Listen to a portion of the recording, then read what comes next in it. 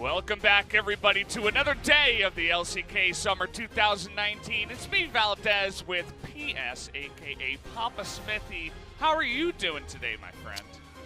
Wait, what day is it today? I think it's Saturday, if I check the calendar correctly.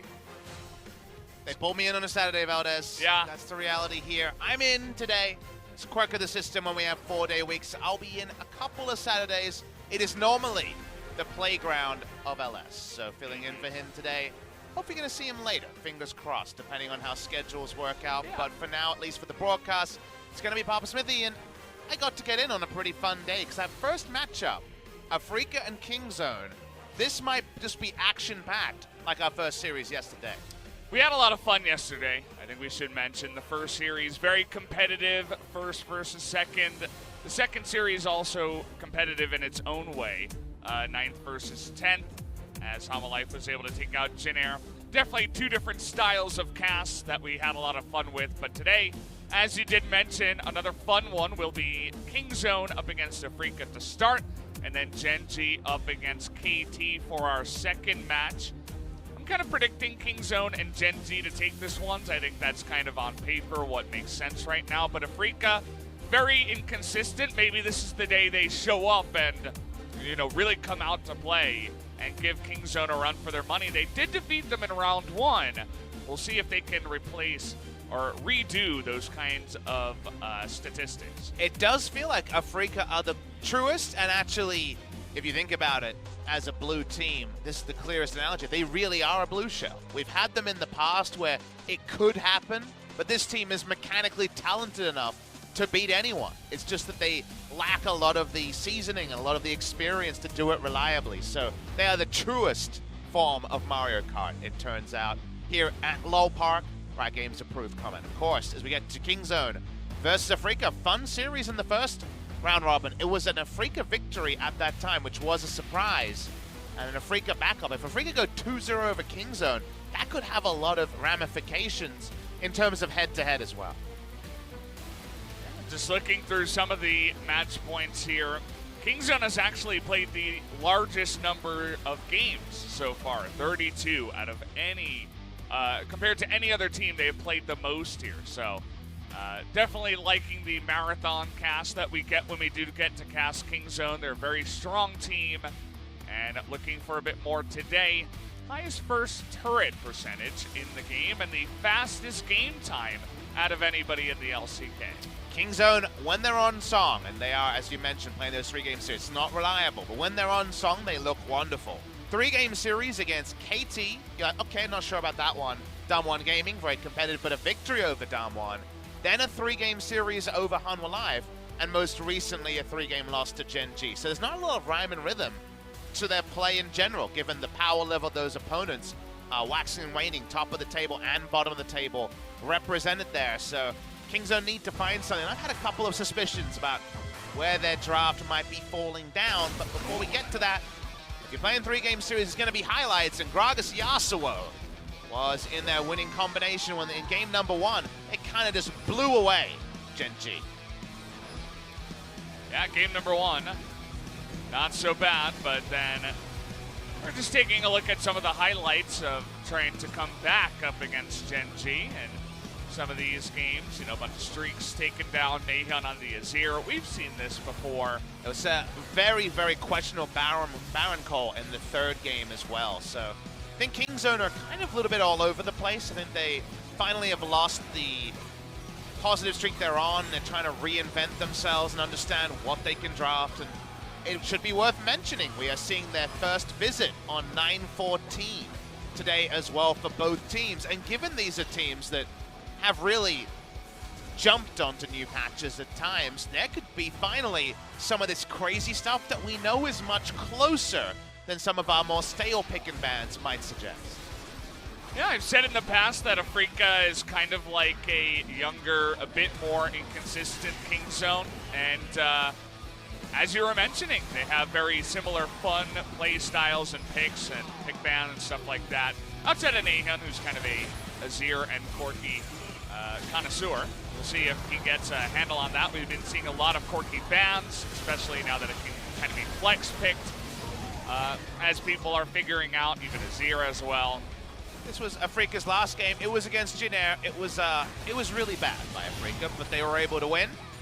Such is the case sometimes. Kiin's on-hit cannon 1v4 that LS very succinctly put as enemy Azir forgot to flash to interrupt his teleport, you'll remember. Yeah, also this is Ash's Pikachu. It is indeed.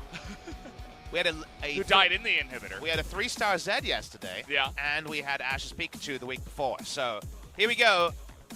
Here we go. We got a new statistic here. So it's damage per D. I'm not actually 100% clear what that is. Per minute difference. Okay, so he does this much more damage than his direct opponent. Basically, Deft is always doing way more damage than the enemy 80 carry, is what we're saying here.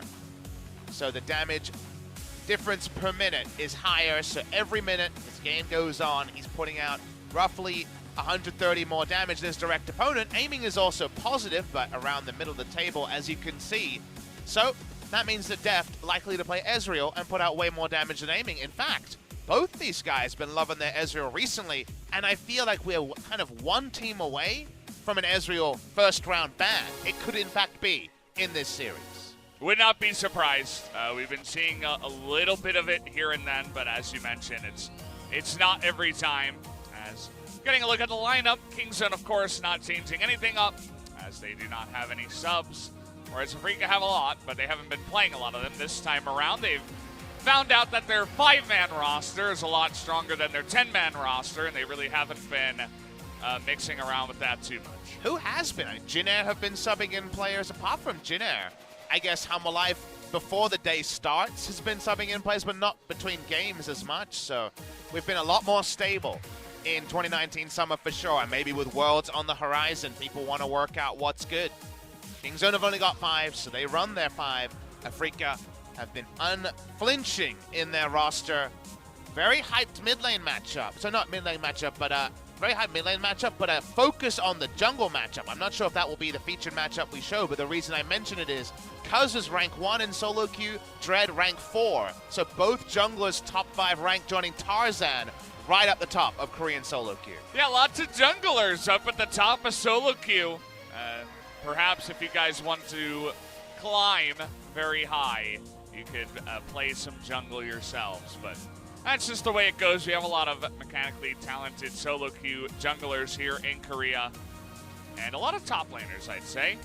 We will be seeing one of them here in Kiin for the side of Afreeca, who hasn't been as consistently dominant, I would say, in the past 5 or so series, but still pretty good. And if you rewind to the last time these two teams faced, he kind of put Rascal in the dumpster. That was Rascal's first wayward game after looking like he could be competitive against anyone, and he can on his day. But I'd say that a lot about Kingzone's top side. I think Cuzz has been actually really good this season. I think he's been very consistent, but the top lane and the mid lane has had their struggles. Bot lane is, of course, royalty as we move to the Afreeca Freecs. Let's see how Kiin versus Rascal goes in this particular matchup, and if Ucal is going to be able to make the mid lane his domain. I do definitely respect, and I would power rank Ucal over Naehyun.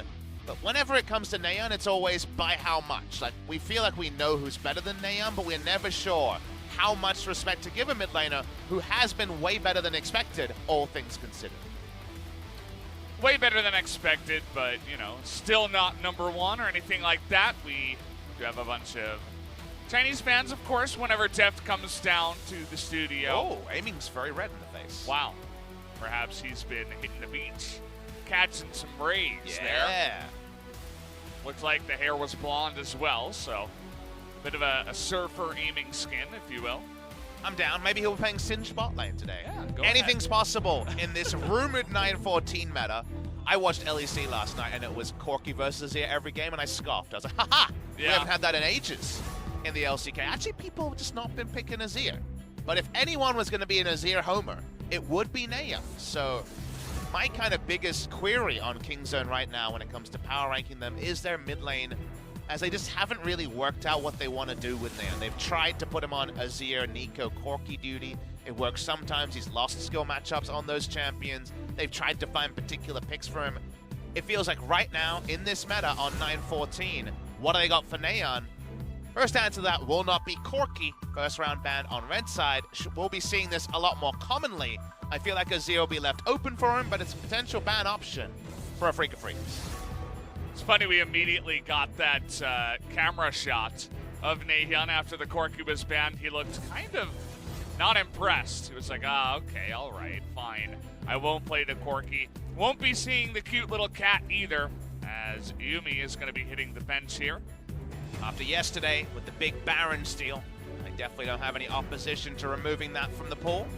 Cuzz's most notable champion would probably be the Gragas of the ones available. Gragas, Karthus, kind of his two big picks, but Karthus ban already taken. Afreeca is saying, all right, Naehyun, you don't get to play with your two champions. Nico's available, though, and I think he should just fall back to Nico in this particular spot. Anything else would be a bit of a surprise. Yasuo could be considered. Sejuani Yasuo isn't quite as reliable as Gragas Yasuo, but has pretty similar mechanics on the Q to the E-Flash that Gragas can pull off. We'll wait and see, though. Here's another champion that's been skipped over quite a lot this week. There's been way less Sivir in this particular patch rotation. Has Kingzone taken a note from other people like Gen G, or will this just be the bot lane? Sivir definitely one we know and love. Yeah, obviously the Sivir going to be pretty good into the Ezreal, but take a look at this priority. The Alistar climbing the charts here. Senan going to give us a little taste of the cow. See how he can do. One of my favorite champions to play over my entire 9-year association with League of Legends. I do feel like it's a pretty big buff. On paper, mana buffs aren't always big, but flat mana, getting 75 flat mana on a champion who, if you headbutt Pulverize twice, you'll literally is actually a relatively big buff to his lane presence. So Ezreal Alistar, an old favorite of Prey and Gorilla, and we've seen this from Gen G in many moons. It is still a duo where Ezreal can either look for kills with a headbutt Pulverize, or it's a safe lane for Alistar to get his Roman shoes on and get around the map. So fingers crossed, but as we don't see this as much in 2019, but I want to see some roaming Alistar, because laning Alistar's fine, but I want to see him all over the map after that first bat. River Alistar, perhaps, bring it back. River Taric, the champion that sadly couldn't be played by EG at Worlds 2010 or 11 or whenever it was, famously the one that Dyrus leaked. As Trundle going to be locked in for the jungle matchup, so sadly Dread did the opposite of what I wanted. I wanted to see his high win rate Kindred. Instead, it's going to remain a solo queue. Yeah, we'll just get that straightforward Trundle counter pick to the Sejuani. No surprises here so far until the Victor is going to hit the Rift here. You would assume that this is going into that mid lane. Wants to take a page from the playbook of CLG and Optic, bring back that Victor that Crown looked great on against Bjergsen very recently. And look at this mid lane matchup. Where did it come from? But it's going to be Victor versus Azir, 2015, back into 2019. Yeah. Is the transport there. But Kiin is jumping on a bit of a different pick here. Ryze versus Kennen, but it's new Ryze versus Kennen. And it could definitely be on-hit Kennen versus that new Ryze, which there'll definitely be windows where Kennen can do things, but early trades for Ryze always have to be respected. Definitely a bit of an interesting draft here. I wouldn't call it the most exciting one. You know, you see a lot of farming in the mid lane. You have kind of a level 6 jungler up against a bit of a counter, a lot of team fight potential. You know, maybe a little bit of action in the bottom lane, but probably not that much. But definitely some new picks and a bit of flavor from the Kingzone and Afreeca side, which is always nice to see. There's definitely some expectations that could be challenged, because we have Senan, for example, largely a laning support. We think of him kind of sticking around aiming where possible, and aiming does tend to die a lot, so I can understand wanting to give him backup. But Victor mid lane, if he's left alone, farm. If Alistar jumps over a wall from behind, potential kill pressure there onto the immobile Victor. So there is certainly some playmaking open to Senan this game. We'll see if it's a new stage of development for the very, very young Afreeca Freecs support. Moving on to the Afreeca side, or zooming in, our first Azir of the week, if I remember correctly, but it's going to be the top lane Ryze, who does a lot of damage, probably has to go a tankier build, Can Kiin make it work? Because it was the difference between Kiin and Rascal that dominated discussion the first time these two teams faced. Yeah, brings back an oldie, but a goodie. Chains for the 5,000th time. We'll see what he can do here up in the top lane as we're going to hop into game number 1 right now.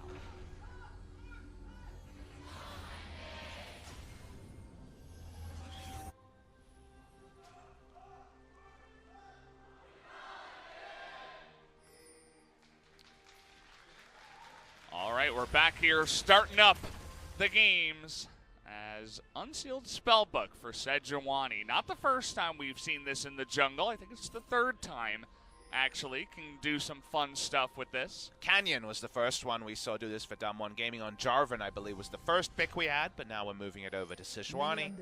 So, dropping the Aftershock against Trundle, we've seen many different ways to do that. Fleet and Hail of Blades give you a lot more gank impact. Unsealed Spellbook situationally can do that too, but gives you options, so we'll wait and see how that's used as the cowbell is back. Thank God. I hear it. There it is. Thonk, thonk, thonk. There's a Gnar skin that's the exact same color palette as that particular pajama skin, so that's what I'm reminded of there.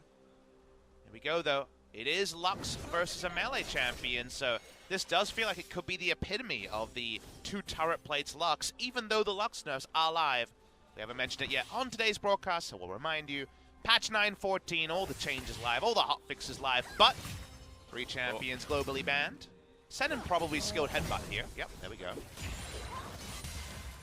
Not going to deny any of the CS or anything like that, but it's a cheeky little one there to trade back.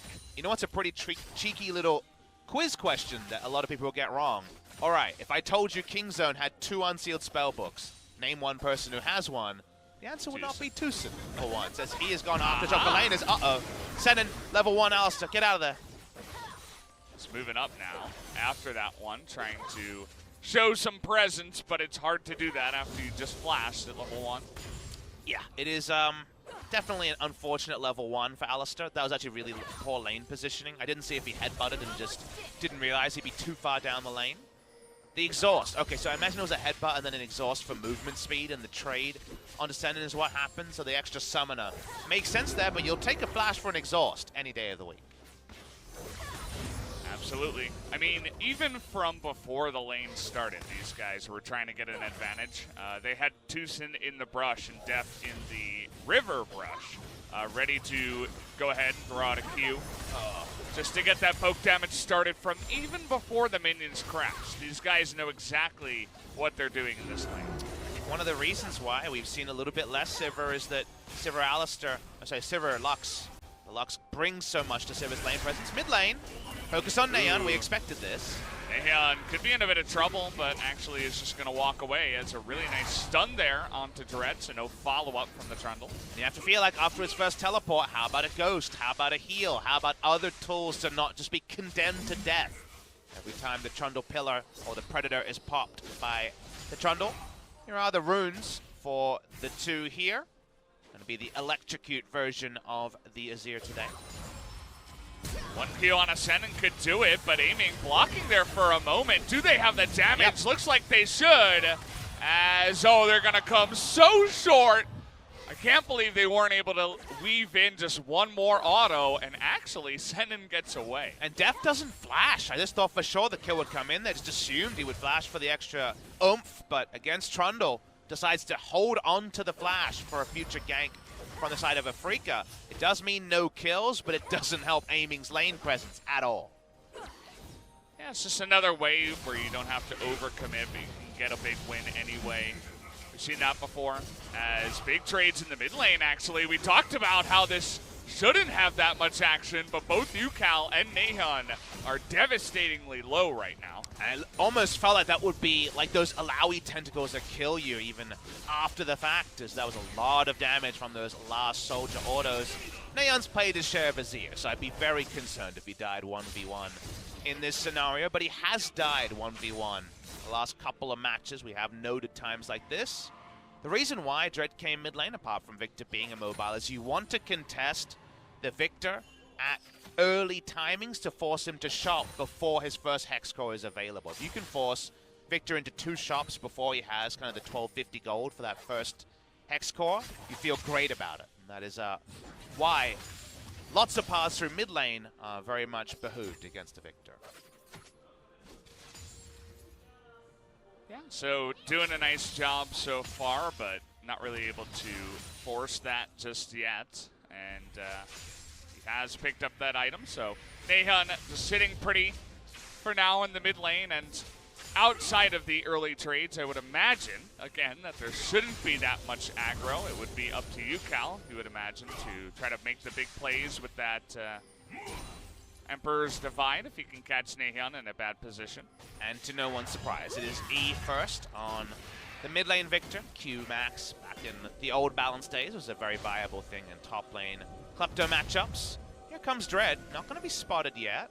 No blue pings to his position.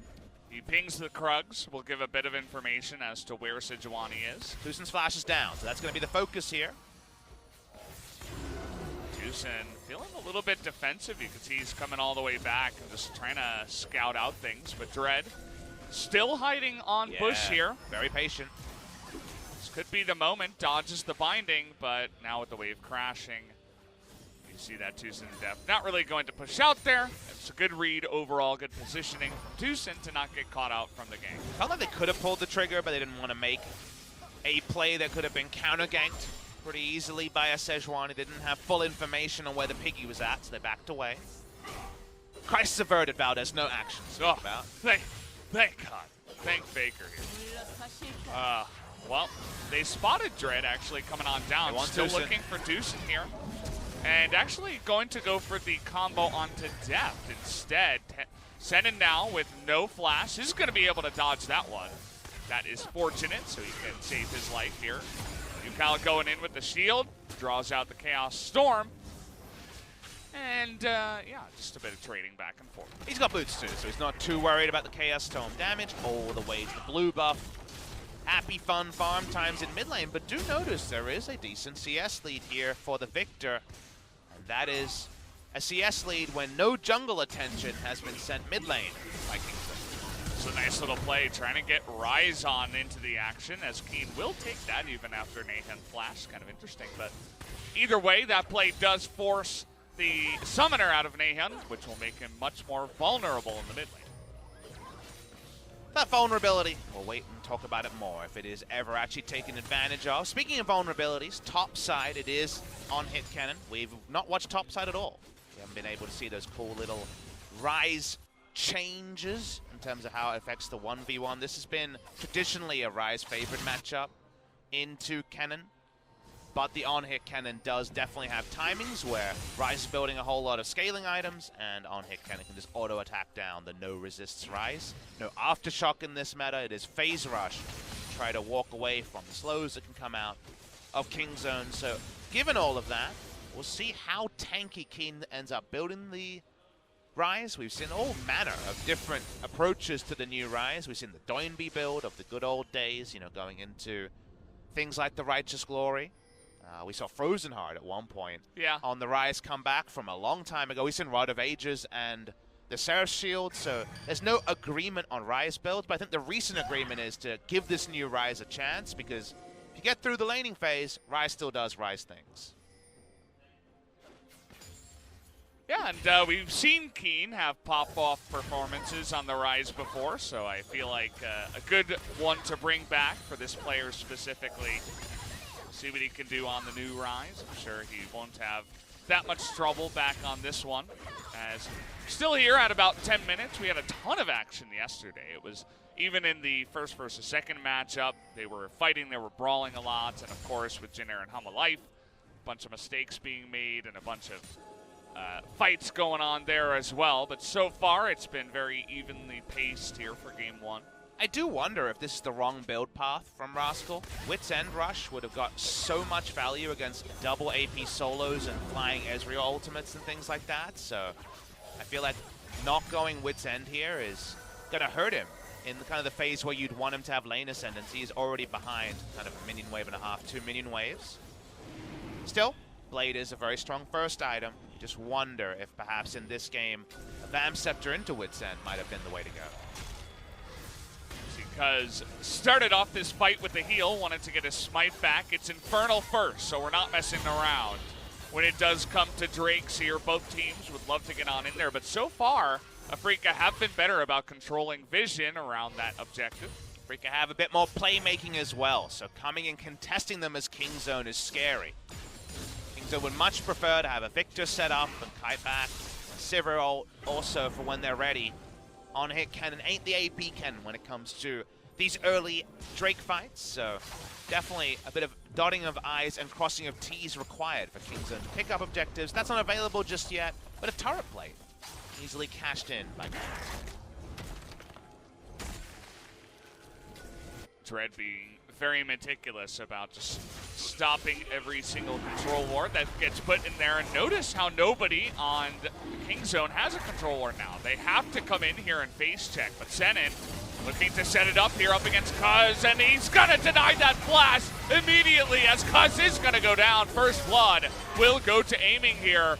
Big ult is gonna hit Naehyun on the backside, but Afreeca, after the pickoff on the jungle, are gonna look now with the TP to go and take this Inferno. A lot of patience from Dread to make that play happen. They really want this Inferno, and they're willing to also further commit Kiin's teleport to guarantee it. That feels like a safety first choice coming mid lane. Yeah, looking for more here. Senan is not even going to be required as Ucal and Kiin just going to take out the Victor that had no flash. The fadeaway, too easy in the mid lane. Didn't see what Summoner Naehyun had changed to way after 6 minutes, so I'm sure he had something in place of the flash. Kiin goes up top side and, yep, loses a bit of turret health, but apart from that, ended up being the kill required to fully make that roam pay off. Here's the replay. This is really good patience from Senan. Waits a long time even though he's in position to start the play, and just no assumption from Cuzz that a play like this could happen. We already mentioned that Kingzone want to set up first. They knew they were coming second, but they didn't know how second they were to the play. Here's what happened in the mid lane. Naehyun tries to get out. Ain't no time for that. Fadeaway kill for Kiin. And Naehyun was even behind the, the little fire pits that they have there. He was pretty safe. He was very close to his turret, but he still went down just because, again, no flash. We talked about that vulnerability. If you're Victor, you have to be just so careful, even right next to your turret up against the Azir. So good little pickup kill. It's got to feel good if you're Kiin, just teleporting bottom, just driving by, pick up another kill, go top, keep on farming. That rise is going to be pretty big alongside a lot of the carries here on the side of Afreeca. And while it was beautiful to watch Crown, a legendary Victor player, kind of play the lane and control his opponent and repel like a lot of aggro. Speaking of aggro, Dread is top side. This is a game where Realm Warps and Azir plays and Trundle with Predator and Alistair roaming. Like, there's actually a lot of unknown variables to throw through mid lane. So this is the sort of game where Victor will be susceptible if his team's really not on control of the double control wards you do see right now. So yes, Victor right now can push up and be fine with flash up with double control ward, but there's a lot more susceptibility about this Victor compared to some of the other ones we've seen winning in North America. Yeah, certainly a different kind of situation here as Naehyun finally does have his flash available. Switch to the exhaust. With that, aiming actually dodged the binding by Arcane shifting forward there. That was kind of a cool interaction. Was able to avoid that one. Kiin gets to go over and steal a blue with his lane control up top side. Blade done, but no issues so far on the rise. Now, Dread's doing this on a ward. They have some priority on the top side, do Afreeca. They've been macking up, and the first objectives have been controlled so far by Afreeca Freecs. Man, Ucal is just owning this mid lane right now. He's zoning out 3 people. Cuzz has to be the one to face check here. He's trying to come in. Rascal now with the angle, but again, it's on hit. Cannon looking for that burst. It's going to go to Dread, though, and Ucal going to sweep up 2 into the arms of the cow as Afreeca going to pick up a big kill. You see that Dread did go down, but Kiin was able to pick up the Rift Herald as well. And so there you have it, 1 for 1, and now we're doing a big rotation to the mid lane with the Realm Warp as Afreeca are looking for more. Realm Warp, Rift Herald summon because Dread wasn't the one to pick that one up. Nice play from Afreeca Freecs. Ucal bringing back that Azir that had so much respect behind it. One of his original champions debuted. KT Rolster on this pick. Rascal returns topside, but to what, Valdez? To what end? Feels like Afreeca are making all the plays in the first 15 minutes. Yeah, and you were talking about this before, but in pick ban, they banned away the Corki. They picked up the Azir. Azir, Naehyun's most played, so kind of forcing him onto something else. And we all know that Ucal can absolutely play the Azir, so even just from the pick ban, they had a strategy to go up against this mid laner. It's been working out so far. 21st career game on the Azir. Most played by one over his famous Talia for Ucal. Love the angle they choose there, the choke where that Emperor's Divide is going to displace anyone who dared walk up. Nice little play from Afreeca, and it felt like Naehyun didn't want to default to something like the Nico where you get outranged so severely by the Azir. He went for his own range champion, but Afreeca have been just a bit more on point at targeting the little windows where Kingzone might be susceptible. It's never been Kingzone got down the vision and then sent the members and got the objective. It's been about Afreeca testing that vision at the right time to get the right objectives. That has separated the two teams in the early game. Cuzz trying his best this game to be that beefy front line and just face check here, but now with Afreeca in the lead, it's been increasingly hard for him to deny vision. Get on in there. You can see another rotation now from Afreeca looking towards the bot side. Is just an Ocean Drake, but they will pick this up fast so they can try to spawn another one here. One of the rare times where they would have heavily preferred the order of these Drakes reversed. Ryze, Ezreal, Azir is like the most god tier Ocean Drake laning phase trio you could ever speak of.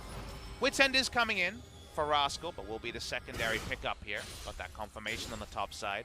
It would be definitely a mistake not to build a Wits End in this game. Incredible amount of magic damage on the side of Afreeca. You don't want to be that solo queue gold player who's like, I do the same build every game because I found it on probuilds.net. And yeah, I mean, it makes sense in this game specifically that you will go for that one. As Infernal again for Afreeca, they're rolling pretty well. You talked about liking the Ocean Drake, but also a hell of a lot of damage in those 3 picks you mentioned. And I'm also smirking a little bit because I think we might be getting a hit and run build from Kiin on this top lane Ryze. It looks like Spellbinder is going to come in, so it's going to be a lot about high damage and movement speed and not just, well, I got less shields, therefore I'm going to build more tanky, which is the approach that most people take. Got to play to your items. If he gets caught with this build, it's his fault. As mid lane, Ucal being chased by many. He does not have a flash, and generally running after an Azir is not going to work. Nice dodge there by Dread onto the binding. Immediate subjugate as Afreeca looking to turn this one around. Deft in a bit of trouble here. The rest of his team is not there, so he will be forced to flash away as Cuzz, oh boy, is going to be forced to Glacial Prison just to survive against the level 13 Ryze. Yeah, when Kingzone run linearly at someone, you have to be scared, but the moment that ends, the moment they turn from multiple directions, Afreeca come. Cuzz in the shop, almost dead. Yeah, couple of swings there with the bat from Dread. He's looking for more. Deft, he doesn't have his flash. He's going to get pillared to death as Afreeca on a bit of a roll here now. Feels like Kingzone woke up on the wrong side of the bed this morning. They're a little bit off, and Afreeca Freecs, to their credit, razor sharp to open this game number 1. We've talked already and waxed and waned about Kingzone's inconsistency. They often win the game number 1s and then are brought down to earth. This is a game 1 victory in the brewing for Afreeca Freecs. Absolutely. Afreeca came out wide awake. They're early risers here in this game. Right from minute 1, trying to get things going, and boy have they. A lot of gold, exactly where they want it. Straight onto the Ezreal, Azir, and the Ryze. Everybody winning their lanes so far, essentially, if you add in the kills. And meanwhile, on the Kingzone side, TusiN excluded, everyone a little bit off. Cuzz in the shop almost dies if he wasn't fully aware there. Deft walks up, and he could just kite left. Why is he kiting into a choke that the trophy there is going to be celebrating his death rather than anything happy? Definitely a very, very avoidable mistake. And it's these avoidable mistakes for a team that was the kind of won the hearts of all Koreans, right? They would have felt so patriotic about Kingzone's performance at Rift Rivals.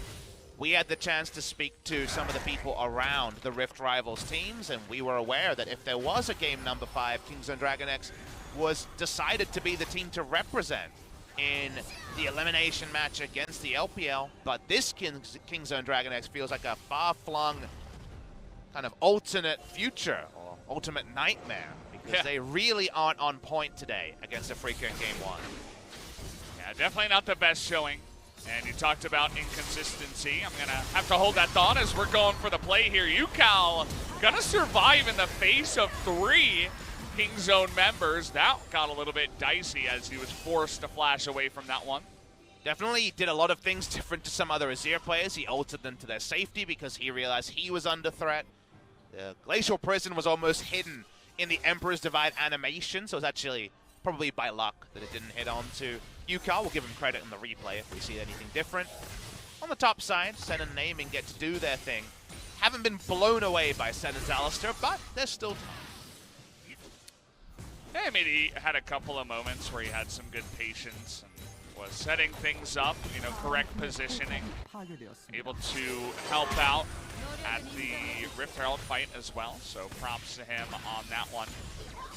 Yeah, I mean, we talked about inconsistency. Kingzone supposed to be one of the best teams we have here, but recently going down to Gen G in a 2-1 series. They even dropped a game to Humble Life, dropped a game to KT in the final best of 3 of round 1. We should check. I might be able to have enough time to check, but I believe they might have played the most games of any team in Summer. Yeah, they have. That was one of our match points. I know they had a lot of 32. I know they'd had a lot of 3-pointers. 32 games, so that has been their inconsistency. But they might got a catch. Looking to get that combo onto Dread, but perfect stopwatch timing. Nice little stun there from the Victor. Chaos Storm is going to come down. Ucal himself also going to lose that fight, but Kiin and aiming just the firing squad here, trying to get that damage down. Senan somehow still alive, able to help out on the kill. Rascal going in a bit tilted, trying to get that one on the backside, but Ucal himself also going to go down. Deft a little bit too low, as once again, aiming and Kiin will survive. Looking for the Realm Warp just to zone him back behind this turret. There's not many places for Cuzz and TusiN to go. Should be that ace here eventually once they're able to pick up this poor Lux, as she will go down the ace, going to be gifted over to Afreeca. Afreeca got their angles right. Kingzone kind of stacked CC and damage a little bit too much, and the first stasis was enough to turn the tide of the fight. They turn around, they deliver. 5 members go down, Infernal goes down. 5,000 gold lead, double Infernal, full damage rise incoming. As here's the replay. They wait on the catch, and I think this part to open is fine. But after that, first the gravity field's in a defensive spot like they're going to charge in. Kingzone don't commit right at the start while the gravity field is arming. And then, when you're contesting an area where you don't have vision, it's all so awkward when it's AD Ken who needs to auto-attack, so it's very relevant that he's losing vision of Brush and can't keep up his auto-attacks. Deft is out of mana and trying to chase for further damage, and no one can do lethal damage to the members of Afreeca Freecs. Fantastic escape play by Ucal. Would have gotten away, lest it not for that final Q from the Sivir. That's part of the reason why Deft was out of mana there at the end, but yeah, just chasing a little bit too deep into the jungle, and they got punished here up against a team that's ahead of them in gold and ahead of them in the game. Well, Ucal went for a walk, and he's been found by many enemies. Well, 1-on-4 here, looking to push Naehyun into the turret, but not much he can do 1-on-4. Does a nice amount of damage, but eventually will get stunned up as Naehyun nearly going to go down there to that True Shot barrage. Afreeca looking for a push in the mid lane, but quick rotation will be good from Kingzone. Lowell Park murmured at the start, they wonder if we get our own Phoenix play, where he famously was able to wreck 4 people under the outer bot lane turret years ago. Not going to get it here. Decent amount of damage. Didn't have the map read to understand why Ucal was so far up alone and whether there was enough objectives around the map for that to be smart. But all we can say is one person goes down, and the Baron setup from Afreeca will at least be delayed. Something about this bot lane for Afreeca, looking to get everybody up there and pushing that one, but yeah, just a little bit of a brain fade there, a little bit too far down the lane, and it was a good play by Kingzone to capitalize on that one. As speaking of which, he has teleported to the top lane, and he's back for more. There's a lot of user error on the champions that Afreeca Freecs have dropped. Full damage build coming through from Kiin with only temporary stasis and temporary shielding. On his Rise build, no other true tank items on this build. We've already seen how much playmaking Ucal's willing to do. In fact, he went the item. He went Zhonya's for, I'm going to look for a streamer shuffle wherever I can. The Azir-Sec play will be mine. Aiming has been famous for positioning himself on the razor's edge, and that madness and genius kind of duality from him has been game on game. He's made plenty of mistakes. We all know what his nickname can be in Twitch chat if he's not having the best of it. But at the end of the day, they have the lead, they have the Infernals, they definitely have the damage, but turns out, if one of them gets picked, you don't do much damage from the death chain. Yeah, definitely a bit of skill expression within their composition, but either way, we do have a bit of a slowdown here as Afreeca very far ahead, but not confident just yet to start the Baron. They're going to start it up now. They don't exactly have the Azir damage, though, as he's a bit late. TusiN coming on in. Flash for flash. Good start here, but that does mean that Senan won't be able to get as fantastic of an engage in future fights. Cuzz is role-playing his Shaco days. Ignite Smite at the moment on the Sejuani. I assume Flash on cooldown. I feel like I've never seen Naehyun change his summoners, which I assume he's been doing and I just missed. But right now, he had exhaust at one point. Afreeca starting the Baron. They're a lot more honest, no unsealed spellbooks on them. When is TusiN gonna ult? Here's the ult. They know 6,000. It's gonna be fast. Okay, here we gotta go. Cuzz looking for that Glacial Prison, but not able to get in. Swept over to the left side. Here comes Kennen, though. Senan looks like he will be the sacrifice as everybody else gets out. F's in the chat for the Alistair, but he was the true hero, able to get the rest of his team to safety. Round warp out. Happy escape. Some beef on the menu for Kingzone, but it might be a sad dinner rather than a celebratory one. Losing out on the Baron here means that on-hit Kennen is oh so likely to be trivial and unable to split push, as Afreeca had everything when it came to patrolling the Baron, controlling any sort of contest there. They couldn't have those. 나 마크 해줄게. 버려. Is what he said. 개이득이야 그냥 무조건 개이득. 나이스. He said, yeah, definitely will be a benefit, a boon, something like that, yeah. Not sure about the English.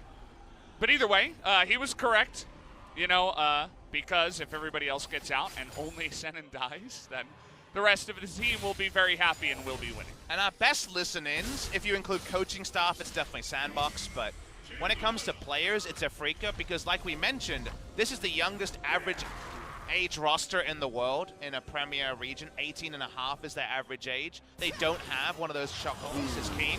He wants to find his phase rush. He gets it after flashing. So because they don't have that recognized shot call, they just talk a lot, but then they get really loud, Valdez. So they're very, very fun to listen to. They're also known for singing That's on true. their comms as well. They can have a lot of fun before, during, and after the game, as Cuzz really wanted that Ocean Drake, and I suppose he will win that fight. Goes down. Baron, a minute and a half. We haven't broken anything of meaning just yet, but Afreeca does have the ability to just roll up with the Alistair and ult, put down a Trundle Pillar, and pick up a turret on a siege here. It's not trivial, but it's an option available to the Afreeca Freecs. They'll want to push it. Maybe this wave is where you try something. And see that if Sivir gets to just clear out a wave and Alistair doesn't walk up, they're not going to get anything. So it does require some actual aggro, and right now it feels like Afreeca not willing to pull the trigger. There has to be some kind of committal from them, but so far there hasn't been any. And so we're sitting here with only a minute left on the Baron, and not super confident to go in there. Kiin with the no vision in here, no flash. It's going to take it very slow. He's got the TP though, no teleport apart from Deft available on Kingzone. Naehyun's just come back up.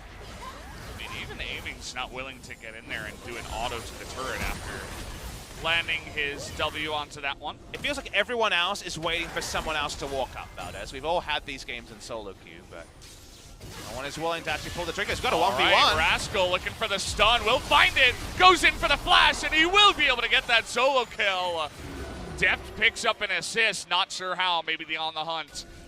Gave a little bit of movement speed to Rascal, but that was all the one-on-one. It's a bigger point, though. It's actually bigger than the 1v1 because how could two people, as Dread, gonna have to walk away here, might be taken down. Cuzz has not necessarily been the homing missile this game on that ability, but at least does get the slowdown, and aiming does a lot of damage now on 4-item, essentially, Ezreal. But the bigger point, Valdez, is how could two people roam gank top lane against Baron with 3 people with side lane advantages walking up? It's because Afreeca weren't threatening anything. We were like, okay, someone's going to have to zone from the mid lane. Nobody did. Ryze didn't have wards, so he was, as you saw, slow pushing the wave very far out towards where the outer tower would be, and then disconnected from all of that, Ucal and Rascal were 1v1 brawling on top. Very little synergy between how Afreeca Freecs were playing their side lanes, and this is a play that should never happen against Baron. Doesn't need too much explanation there. Yeah. Just an eventual 1v1, sorry, and kill going over to Kingzone way against the pace of the game. I was just looking at the minimap and noticing how Afreeca weren't able to get any other objectives or pushes down. Or threaten anything. Yeah, they didn't even get the bottom tier 2. No. I mean, what did they get exactly from the Baron? They got deaded in the top side, and no one did anything because no one called it right. Wasn't much of a You know who's power the play most there. tilted right now? No face in the back, being like, oh, I've tried so hard to teach them this. But they haven't worked it out yet. League of Legends, a complex game. It is. You know, you and I were watching some Australian rules football earlier, and that's another sport where you can't show everything that's happening on the screen. Like a lot of sports like soccer's and football, to our EU crowd, is famous for a reason, right? You follow the ball and you mostly see everything that's happening. But in League of Legends, there's numbers everywhere, there's bounties, there's only more information jam-packed on the screen every year, and then where do you fit the advertising? Where do you put all the... It gets hard, right? Because we've just got so much going on. Where do you put your face cam if you're doing a home stream? Like, it is a very, very congested screen because there's always something to review. Something always happened off screen, a specific thing that could have affected where a minion wave crashes. Like, how often are we trying to work out which wave is pushing in which direction and counting red dots at the top side? This is how the game is because going to be fine here. Complex game. Not everyone can work it out at one moment, that's for sure. And Kingzone getting confident now. They're moving in as 5 into the mid lane. Want to do a little bit of ARAM action, just looking for a fight here. And they're going to be the ones on the aggression, trying to land that one onto aiming, who immediately QSS's Rascal going one-on-one on Kiin, as Cuzz will deny, actually, the play from Senan. And now we're going to Baron, says Afreeca. They say, okay, cool story, bro. We're just going to try to burst this down. They got it. There's almost no way for Kingzone to contest this. Put down the ultimate. It's too quick. Trying to steal that one with the Lux. That's not going to come through. A second Baron will be secured for Afreeca. Hey, they were ARAMing for a reason. Good job, Afreeca Freecs. Assumed you were just opting into an ARAM you didn't need, but in fact, they get the push, they get out, they get the Baron for free. And Azir was patrolling the only entrance available to Kingzone after that initial play. Ryze chains for the 18 millionth time, but he's still got that Realm Warp on this patch and is able to do that same play we all know and love. Can be macro game-breaking sometimes, even without Mountain Drakes, just able to get on in there. So what are we expecting for LCS later today? Lots of Ryze. It wins the ARAM. Yeah, that it does. Should take a page from the LCK ARAM book and, you know, just give it a try. Looking pretty good so far in this game. Kiin sitting on 3-0-2, had a fun lane against the Kennen, affected other lanes as well, and is now a late game powerhouse, macro-wise and damage-wise. You know what the awkward thing is, though, Valdez? NA teams have always sucked at playing Ryze. Yeah, well. And it fits them. That's what they need. It's a difficult champion. Kiin this time has the flash, and Afreeca say, okay, we're going to make the most of this Baron this time around. Going to take that one out as TusiN is sprinting at them right now as he does a lot of damage with Deft here. Cuzz trying to get on in there, but Dread with the subjugate in the front line, trying to make space for his team, and will be able to do just that. They get in, take out the turret, and they get out just as fast. Awkward though, Valdez. Definitely another disconnect between two lanes. I've been very, very unimpressed with Senan's Alistar this game because he's never threatened anything and he's very often just been trying to run away with his ult. So they just haven't been able to use the they've clearly just tried to replace Nautilus with Alistar, and those champions are actually pretty different. I think, here we go. Senan, if you need a replacement, just play support Maokai. I think it would suit you better because you're trying to play the Alistar in a way that doesn't work. Yeah, I mean, you got Volibear, who's kind of like replacement Alistar at times, and then you got... Oh, God. How about some Malphite support? Let's get in there. That sounds like... But the thing is, consider the exact same game, right? Exact same game. It played out exactly the same, but put Maokai in there. In those moments in mid lane where they couldn't get any siege, Maokai just ults the turret. It's wide, it's thick, people walk away. They would have got way more turret shots. And you can't show me one time where what Alistar brings has done anything. Yeah, you know, it's a good point. Maybe something to consider here for the future. Good old Maokai support is Cuzz. What is going on with this guy today? He can't hit a damn thing, as he's going to have to flash away. And Ucal actually gets baited into the fight and is going to be able to go down, as Deft will pick up that kill with the one final auto. He did create a lot of space, though, for his other damage dealers in the game. Senan's got flash. Show us something, Senan. Do something, please. Looking for the engage. Okay, he gets the knock up on the Cuzz. Well done, Senan. You're going to die anyway. As there's a hell of a lot of damage in this composition. Kiin and aiming, really doing a good job. Trying to go 1v3 here. Should be able to do it. As aiming will take down 2. And TusiN will also be going down here. Nice little triple kill for that Ezreal, as Afreeca will win the fight and continue the push. Aiming's a dead-eye dick. Can't miss anything on this. Ezreal pops off at the end of the fight, and it doesn't matter how noble his cow's sacrifice is. And there you have it. Afreeca going in, and now we're realm warping as he didn't even take that one.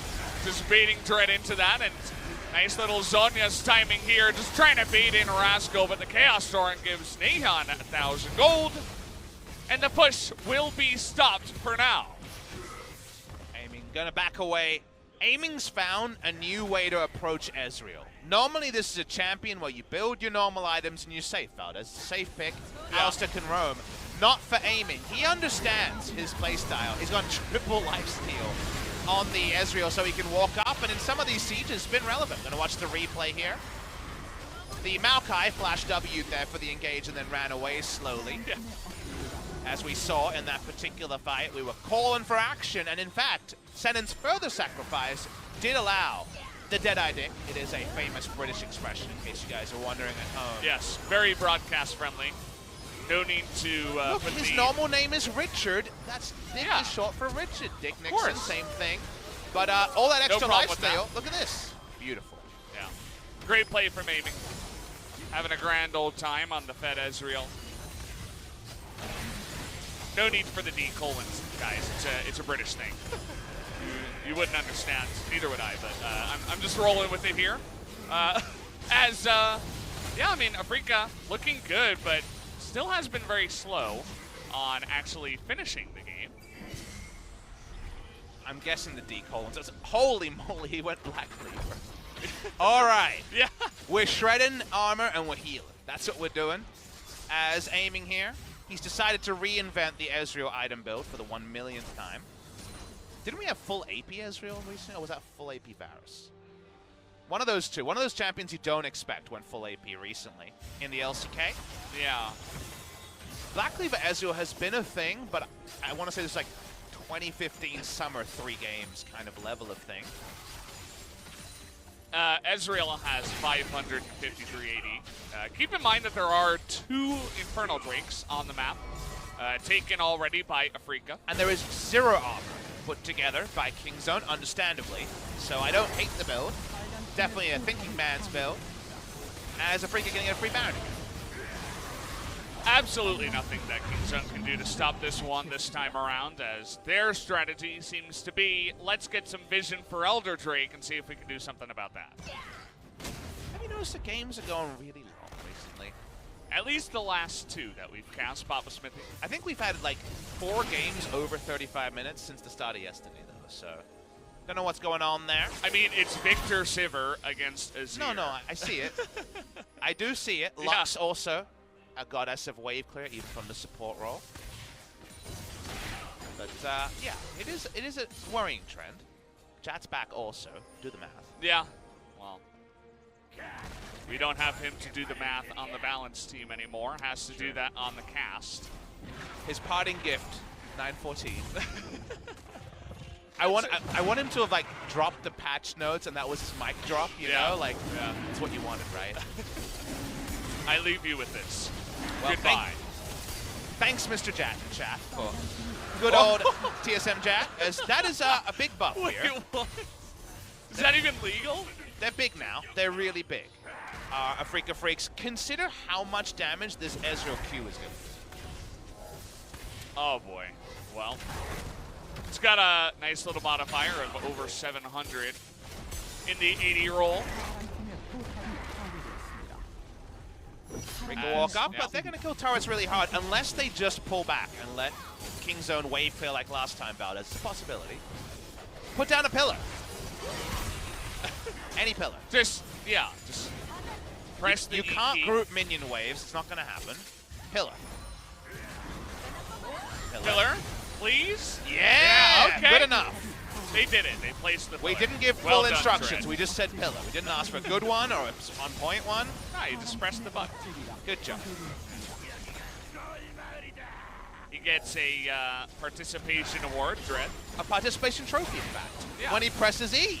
It's Exactly. very straightforward.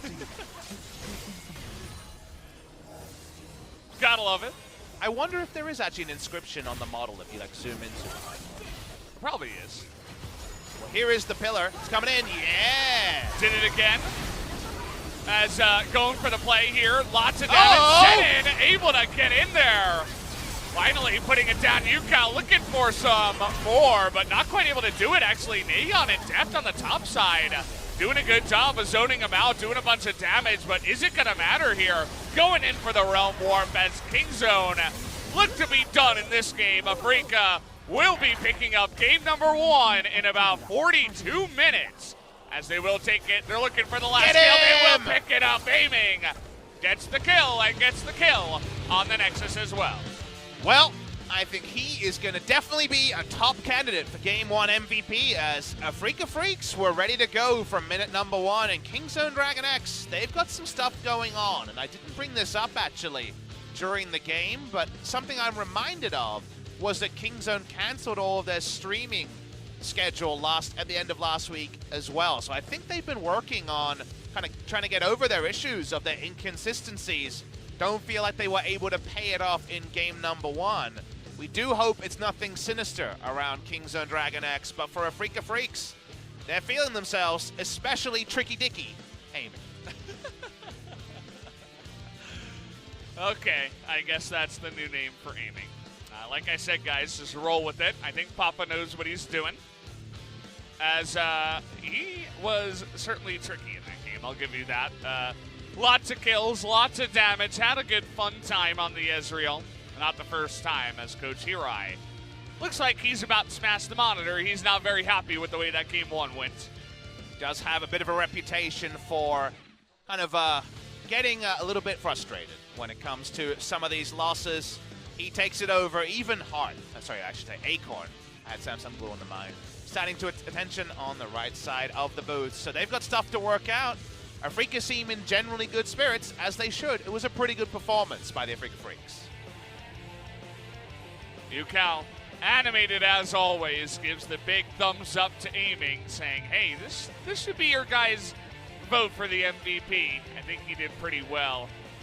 Bunch of Kiin fans in the audience, too. I feel like Kiin had a pretty nice performance on the rise, as Deft, never very expressive. Expressive, there you go, okay. My mind was just a little bit slow there, but we could see that he's definitely not very happy after that game number 1. Aiming with the big numbers, was able to pick them up. The big numbers only mean so much. You add Trundle plus Alistair together and you get Lux when it comes to damage dealt, and yet, didn't matter. Did his job. Felt like 8K was about 3 of those Mystic shots at the late game from Ezreal. But Ezreal did his thing. Like the game here from Afreeca Freecs and showing us this top lane rise in another matchup and doing it Kiin style. He don't need no tank items, he's found his spots and in general showed us the potential of this rise. Yeah, looked really good. I have to say, a bunch of the other picks on the side of Kingzone from behind, really not able to do much except wave clear and wait for their inevitable death. Especially once the base was broken, they could not touch the two big objectives, which, you know, kind of partly on Papa's suggestion, were made to end the games around that time. So we got there, we ended game number 1, and Afreeca looking good, kind of against the stats that we had on paper. Kingzone currently ahead on the standings, but Afreeca ahead in this series. Let's see what they do at game number 2.